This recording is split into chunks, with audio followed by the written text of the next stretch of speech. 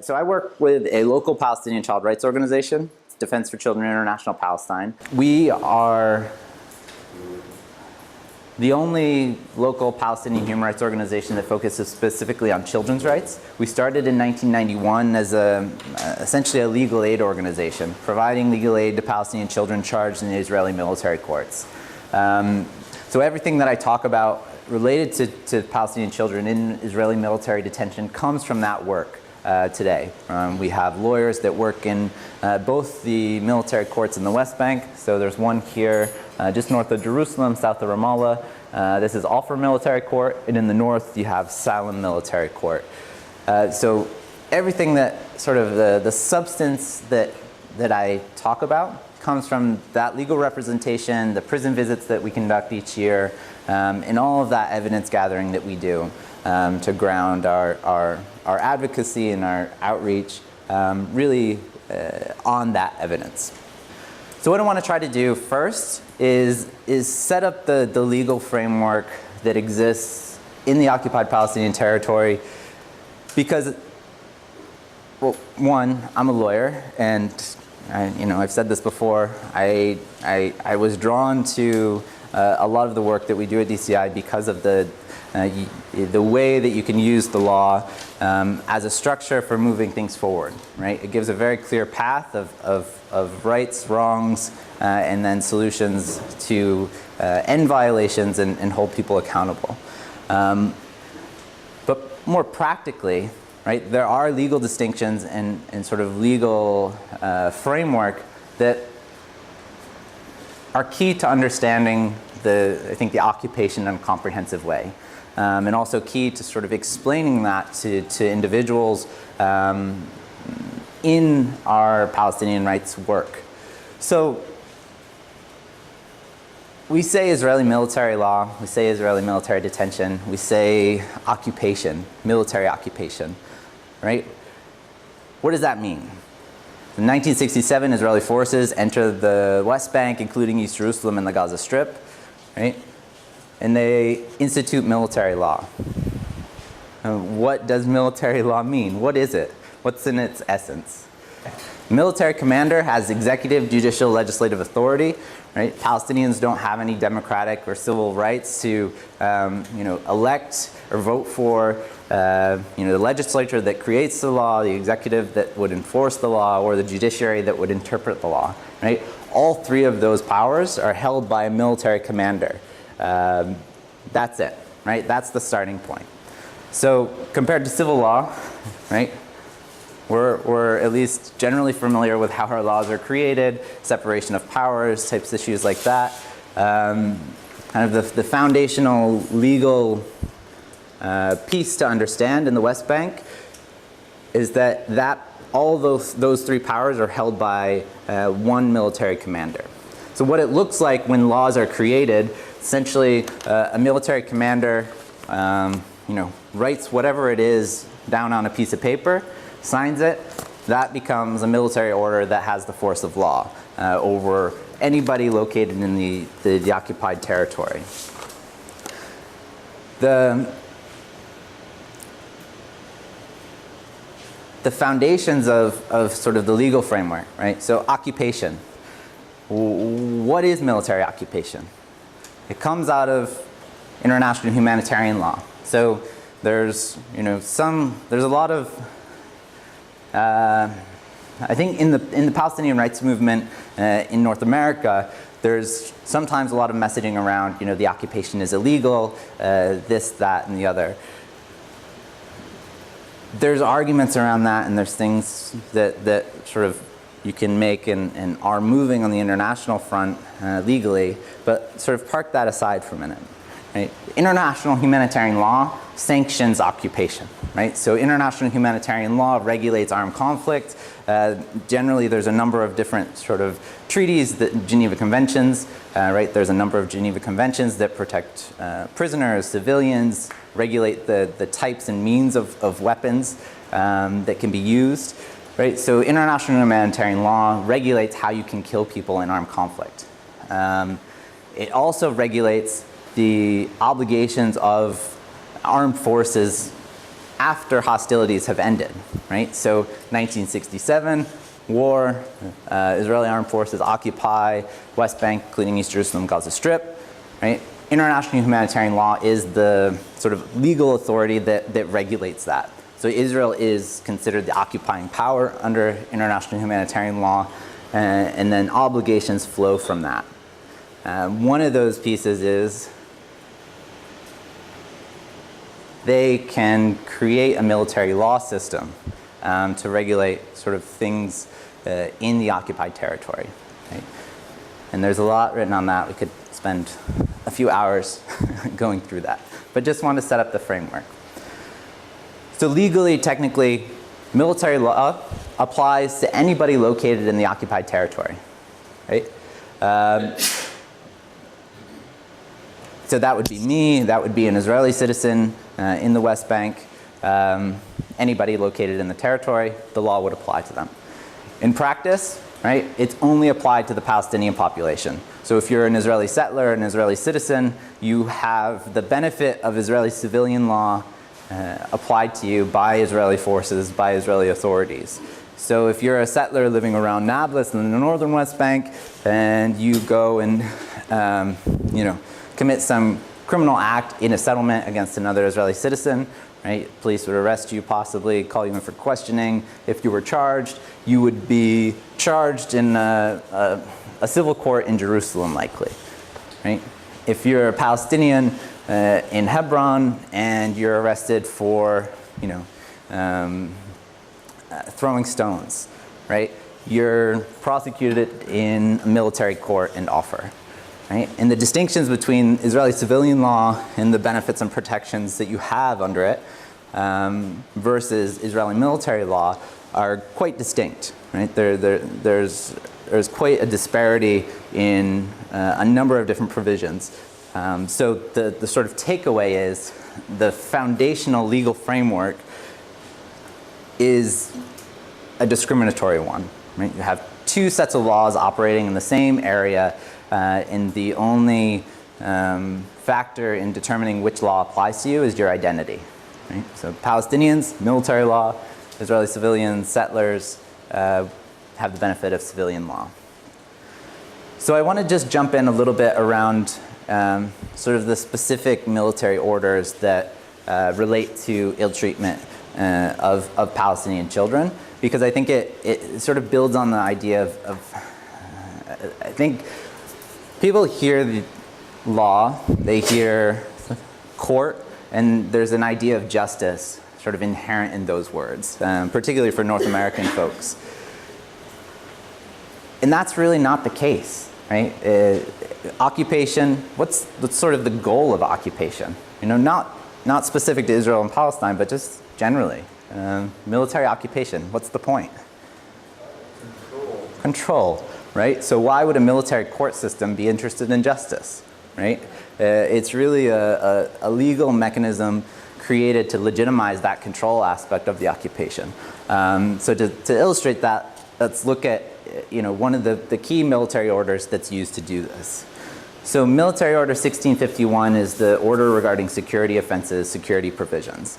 It includes a lot of the same sort of things that we'd be familiar in a Canadian and American context around criminal law.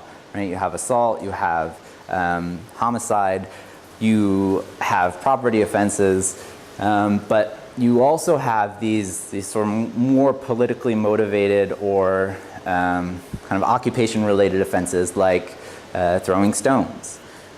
Throwing stones at so has everybody been to Palestine? Who hasn't? Or who's been, let's say. Okay, and we'll get everybody else there. We've all seen the concrete separation wall, the annexation wall that sort of snakes through the West Bank, right? So if I throw a stone at that wall, I'm a 15-year-old Palestinian boy, I throw a stone at that wall, maybe I hit it, maybe it falls short, I don't cause any damage, right? That comes with a potential 10-year maximum sentence under military law. If I throw a stone at a moving object, say a car, on a settler road, a military jeep, something like that, that comes with a potential 20-year maximum sentence under military law. Right? So that gives you a sense of the scope of military law and also sort of the punishment aspect. If I go outside here and I start throwing stones at Jesse because he's going to mess this up, and the video's not going to work, and I'm just really frustrated because I didn't get the best presentation that I could have, and it's all Jesse's fault. I pick up a stone and I just, it directly in the forehead. He's busted up. I caused a bit more damage than I was intending. I was trying to send a message, but I went a little too far. I'm gonna steal Harold's car and just rip off down the road, right? Police catch up with me later because Jesse's like, well, I'm not gonna let that stand. What do I get charged with, right? What's the charge, right? Causing bodily harm. Yeah, all right. I'm not getting arrested and prosecuted for the act of throwing a stone, right? It's about the impact. It's about the damage that I cause. It's something else, right? And so that's sort of a key distinction between the things that we're used to as criminal offenses versus sort of the way that the military law is used and created, right, to criminalize certain conduct. Kind of even broader than that, so if we were a Palestinian village and we were having this gathering, right, this would be essentially an illegal gathering under military law. So I think currently it's still, a gathering of 10 people or more, you have to have a permit to do that, right? On the political side of things, almost every Palestinian political party is considered an illegal organization or a banned organization under military law. So essentially, anybody could be arrested at any time, including the Palestinian president, Mahmoud Abbas. Right? Fatah, his political party, is a banned organization under Israeli military law. So you have a framework where the highest of the Palestinian leadership is sort of perpetually at threat of arrest. And that's, if you want to sort of highlight the control aspect of it on the legal framework, that's sort of it, right? No one is untouchable. So that's sort of around the charges. For the substantive rights, so with American audiences, I usually ask for somebody to recite the Miranda warning, right? Miranda rights. And usually people know it. Sometimes from TV, right? And it's this sort of interesting thing, and I'm sure Canadians, who knows it, right? Right? Exactly. And so you have this list of rights that have been sort of ingrained into popular culture through, the proliferation of these police shows and everything else. And there's an awareness about the rights that people should have when it comes to, being arrested or being questioned even by police forces, military forces, whatever. Most of those rights, pretty much all of those rights, don't exist for Palestinians under the Israeli military law, right? And so when we're talking about children, the majority of children are arrested on suspicion, right? There's a requirement where you can get a warrant for an arrest, but there's no requirement that you need a warrant, right? And then the suspicion sort of standard is extremely low. So if I'm a 15-year-old boy walking down the street in my community, an Israeli military jeep passes by, the soldier catches my face in the rear view mirror, he doesn't have to be 100% certain, 10% certain. If he thinks that he recognizes me as a Palestinian boy that was throwing a stone at a demonstration, 2 days ago, a week ago, 4 weeks ago, a year ago, right? That's enough to justify an arrest. That's it, right?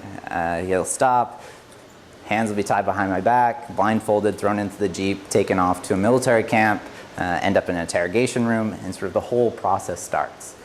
There's no independent oversight over arrests in the majority of cases, right? So you don't have this sort of police work going into identifying people for individual criminal conduct or culpable conduct that they've committed. Right? It's really, we see that Palestinian children are targeted for arrest in communities located near kind of the infrastructure of the occupation. So if you live in a community where the security or the separation wall, the fence sort of cuts off your land, right?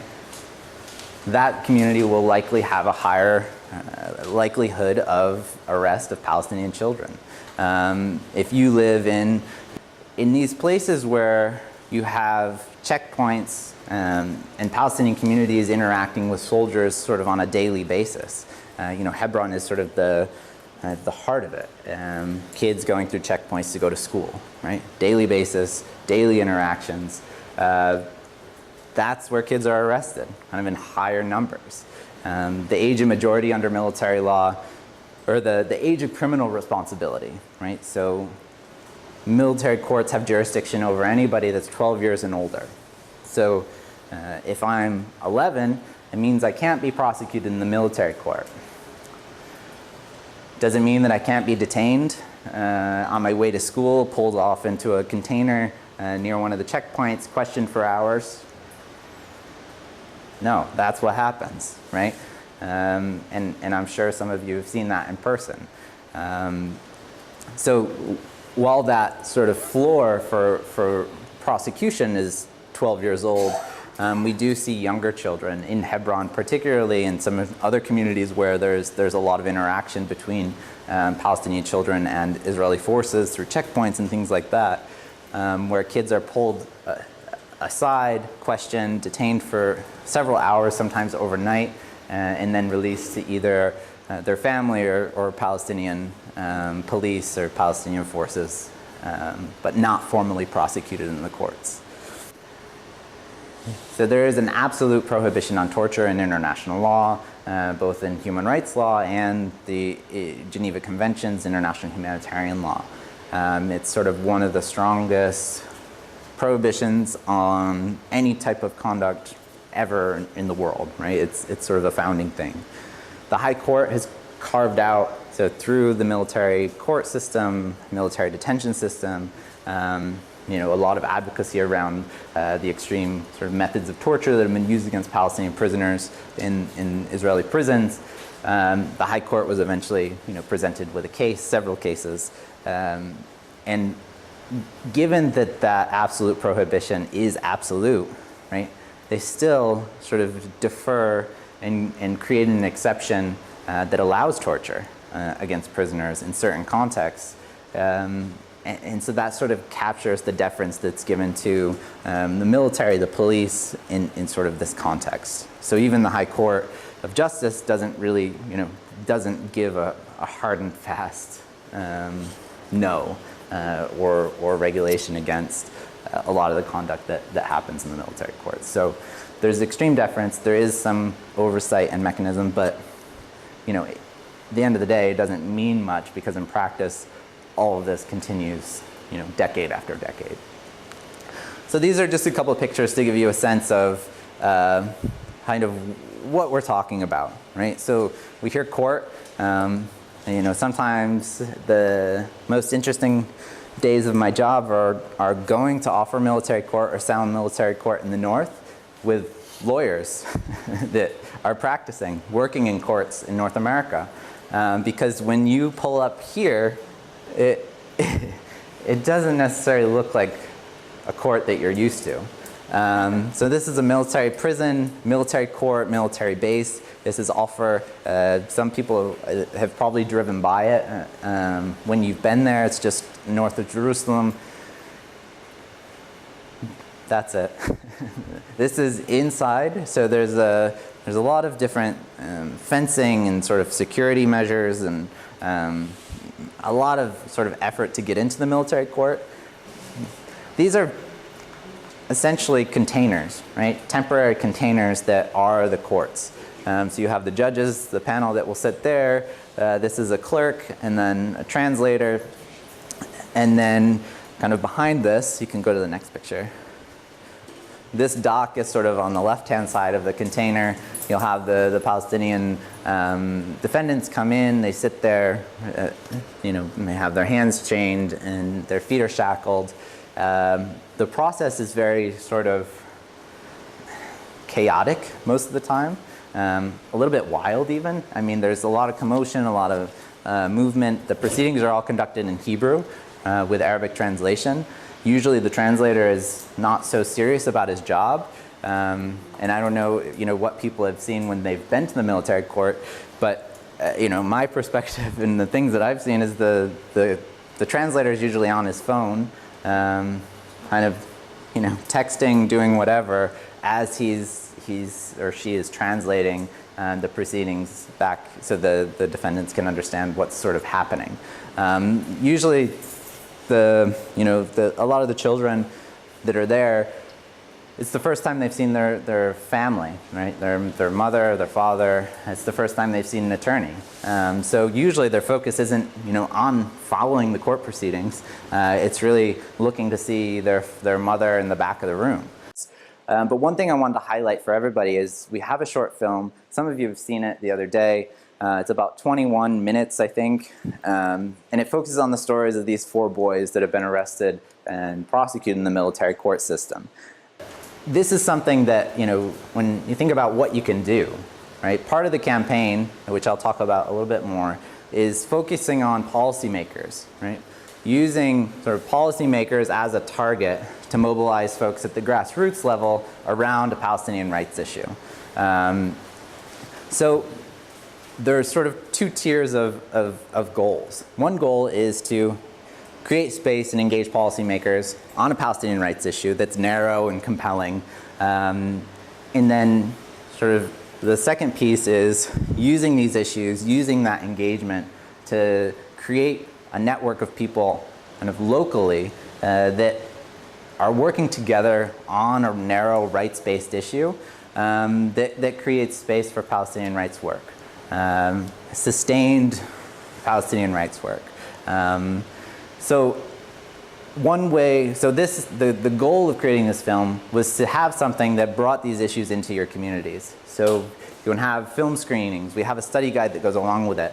So it doesn't matter. Maybe it's you and your family sitting in the living room, right? You can start small. You can start big. Right? It could be a full congregation agrees and sort of sets up a screening.